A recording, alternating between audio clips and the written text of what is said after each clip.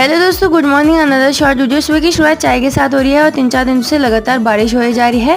घर का सारा काम करने के बाद मैं चली गई थी नीचे घूमने के लिए और इस साइड से इतना कीचड़ हुआ है क्योंकि बारिश का सीजन स्टार्ट हो गया है। यहाँ आने के बाद हमारा प्लान बन गया और हम चले गए थे सरोवर में नहाने के लिए। यहाँ इतना ज्यादा गंदा पानी हो रहा था, ऊपर साइड का जितना भी पानी था सारा सरोवर में भर गया था, इसलिए हम यहाँ पे खेल कर रहे थे। घर आने के बाद मैंने साड़ी पहन ली थी।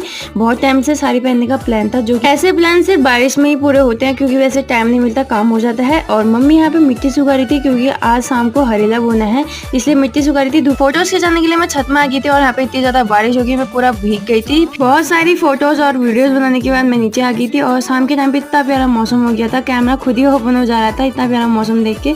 फिर उसके बाद शाम को बोया था हमने हरेला